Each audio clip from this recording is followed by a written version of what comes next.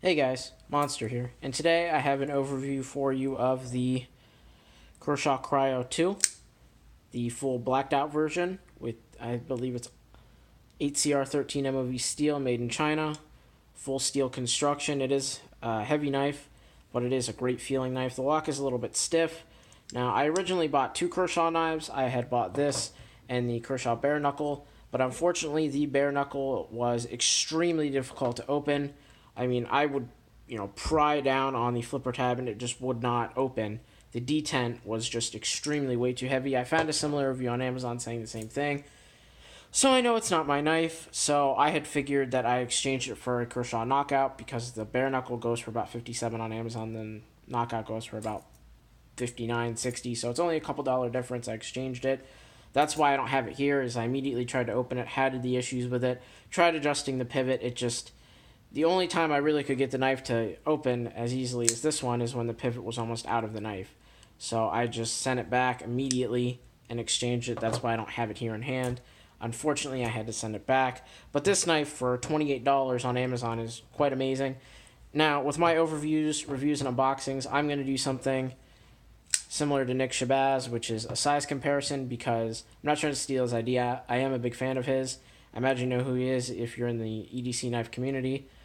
I'm doing it because I wish a lot of other channels did it. That way, if I was interested in buying this knife, I would know, say if I had one of these knives over here, I would genuinely know the size range of which it was, so I know what I was getting into, because the Kershaw Cryo comes in the smaller form and then the 2 comes in the bigger form. I prefer larger, heavier knives, so I obviously went with the 2. But I kind of picked out some flagship models from other larger companies within, not necessarily this price range, but in the EDC community, very well-known companies like Spyderco. I went with, I think, their most flagship model, which is the Spyderco Paramilitary 2. It's definitely similar in size. The Paramilitary 2 is just slightly longer, but obviously a difference in price, 28 to 150. Well, these are 150 now. They used to be 120, but 150, completely different in quality. But I mean, just so you get a general idea, if you don't have this, but you have this, you now know. But the weight is very, very heavy on this. The weight to this is very similar to this knife that just kind of sits on my desk. I do not carry this. This is the Kershaw filter. I do not carry this because it is tipped down, and I'm not a fan of the 3CR13. I do like 8CR. It sharpens up nice. It is a softer steel, but it sharpens up nice, takes a mean edge. I don't mind 8CR13 MOV. Most of my knives are in it, but I do have higher quality knives like the Para 2. But this is another great size comparison. You can definitely get these at Walmart for like $15. This I did say I got on Amazon for 28. And then another flagship model is the full-size Griptilian. So now you guys can see that with a Benchmade. Very cool knife. I like the Benchmade. Going to be reviewing that here soon. And then one of Kershaw's other flagship models is the Blur. This one's in the, I believe, AUS 8. So there's the Blur. So there you have some size comparisons with this knife. So if you have one of these knives, you now know. But this knife is extremely heavy. I think it's almost 6 ounces, if not 6 ounces.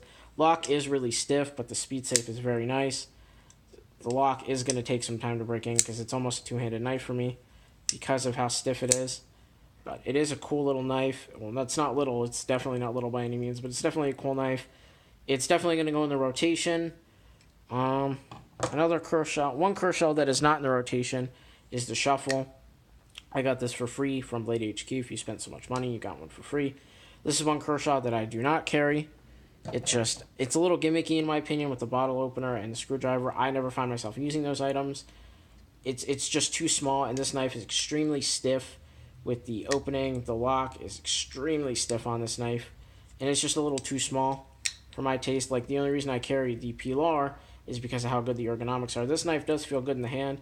It's not for me. I don't carry it, but if you do want to know how big it is, or how big it is compared to the Shuffle, there you go. There's your size comparison. Say if you own a Shuffle, but not this or this.